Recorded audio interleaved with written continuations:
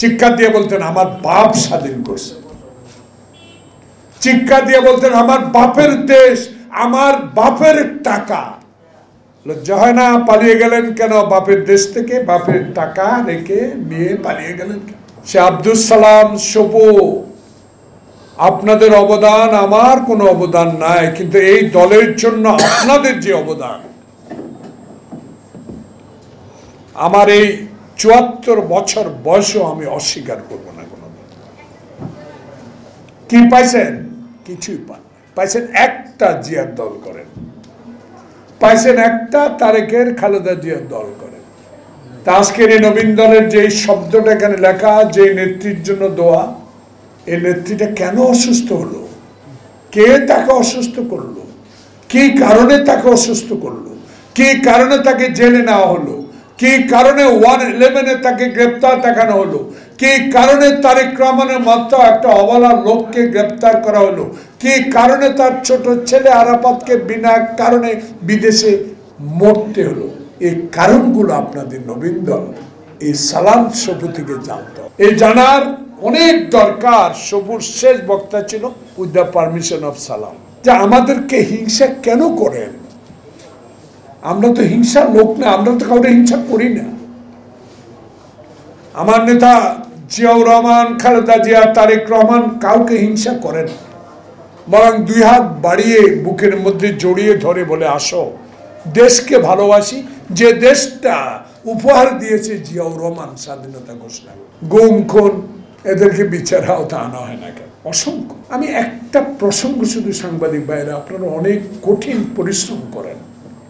এই যে ছিলেন এলডি হলে, ছিলেন পার্টি অফিসে, আবার 3টার সময় যাবেন পার্টি অফিসে যৌথ সভায়, আপনাদের হয়তো একটা ক্যামেরা, একটা ইলেকট্রনিক মিডিয়া, সে কি প্রচুর জ্যাম, এই যে সব অনেক জ্যামে হেঁটে আসছে, সংবাদ সংগ্রহ করেন। কিন্তু আমি আজকে এই সভা থেকে প্রথমেই রুনি সাগরকে নিয়ে বলতে চাই, আবারও পিছিয়েছে তার তদন্ত রিপোর্ট। এই কষ্টার্জিত শ্রম আপনাদেরকে হাসিনা নয়, কোনো সরকার মূল্যায়ন করে না। স্বাধীনভাবে লেখার যে স্বাধীনতা এখন পেয়েছেন, সেটা লেখার যে সুযোগটুকু তৈরি করে দিয়েছে মুগ্ধ এবং কোকন, যাদের অসংখ্য লোক, আমাদের হাত নাই, পা নাই, চোখ নাই, হাঁটতে পারি না, পঙ্গু, অসুস্থ, হাসপাতালে, রক্ত নাই শরীরে, খেতে পারি না, টাকা নাই, পয়সা নাই, তাদের আন্দোলনের কারণে যেই সরকার আপনি এখন বসে আছেন, সেই সরকার কেন এখনো তাল বাহানা করে যাচ্ছেন? বিএনপিকে কেন, কার কথা হিংসা করছেন? এই প্রশ্নটা জনগণ জানতে চায়। আমরা তো হিংসা করি না, আমরা তো হিংসা করার কোন মানুষও না। তাই হিংসা করে খালেদা জিয়াকে জেলে নিয়েছেন, হিংসা করে আপনি কোকোকে বিদেশের মাটিতে মেরে ফেলেছেন, আপনি হিংসা করে আপনি আসার 15 দিনের মাথায় জিয়াউর রহমানকে চট্টগ্রামে মরতে হয়েছে। হিংসার পত্র আপনি। তাই খালেদা জিয়াকে একটা সামান্য যে মামলা দোষী না, তাকে কারাগারে নিয়ে তার জীবনটা শেষ করার পথে নিয়ে গেছেন।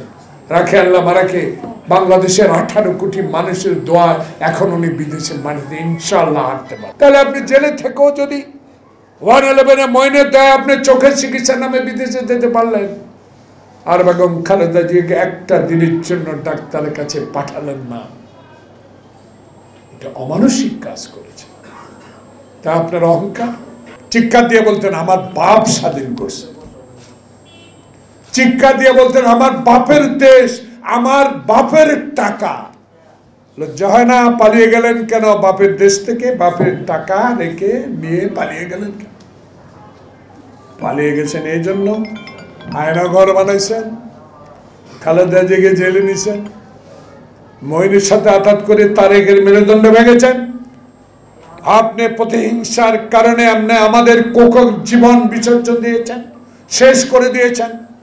প্রতিহিংসার কারণে খালেদা জিয়াকে টেলিফোন, পানির লাইন কেটে দিয়ে গুলশানে ট্রাক, বালুর ট্রাক দিয়ে আটকে রেখেছে